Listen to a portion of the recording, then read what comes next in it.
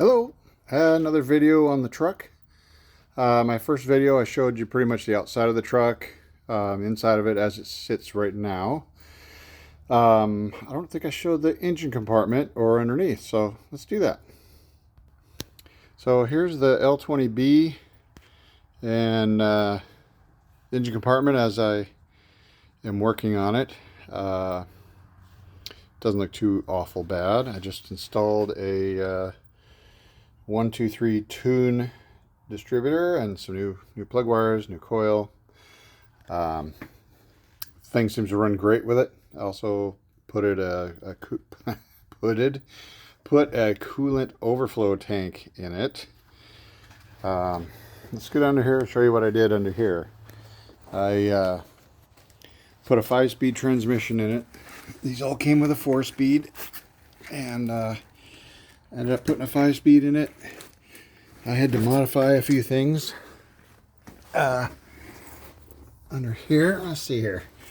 There's the 5-speed. It bolts right up to the L20B, of course. But the problem comes in where it mounts right here. This rear mount, because this transmission's about 4 3/4 inches too longer than the other one. I had to modify this mount. I had to move everything back. So that was fun. Not too bad of a job, really. It worked out pretty well. What I've done recently is this is the linkage for the transfer case to put it in 2 high, 4 low. I had to make this rod, these clevises, make the bracket for the transmission, because the handle on these normally goes up through the floor straight from that little deal right there.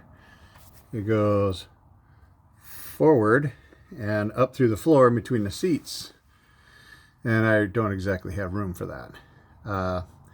So I had to get creative and make some linkage, and it works great. This transfer case, of course, isn't a bolt-in. I had to fabricate all the mounts for it, bolt them to the stock locations on both sides, of course. So got some up there. Not sure I'm getting this here. Anyway, got that. Right near I have the rear flange for the transfer case off because I'm having a rear drive line made. As you can kind of see, there's no rear drive line. That should be in this next week. They should be done with that. Still working on the exhaust. I need to put some hangers so I can get it away from my emergency brake cables and stuff. Here's the fuel tank. I dropped the fuel tank out, cleaned it with Evapo-Rust, dried it completely, then put a liner inside of it, and then I used Pour 15 to paint the outside before I put it in. I put in a new fuel sender in it because the old one came out. There was just pieces of it in the tank. It was rusted to junk. So that's that. I'm gonna put some wire loom over the main wiring, because it's just got like some, it looks like, I'm not sure that's factory or not, but it looks like just electrical tape wound around it. This other cable that's next to it is for my my backup camera.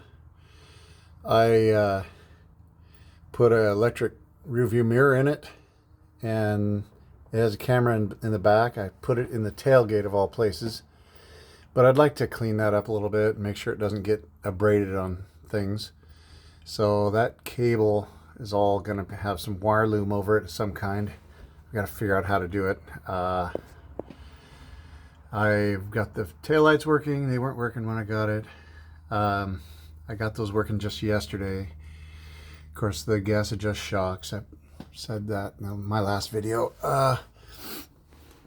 Anyway, I think that's about all I have to show under here. Other than my little custom block off plate for that's where the speedometer cable is supposed to go on the transfer case, so you know how fast you're going in 4 low, which I really don't think you care at that point how fast you're going.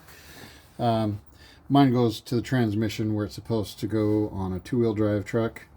So when I'm in 4-low, I won't know how fast I'm going. Oh God. Anyway, there's the Dana 30 in the front drive line. I was driving this around with just the front drive line and front wheel drive, but those days will be over pretty soon because I'll have a rear drive shaft. Pretty awesome. So, have a good one.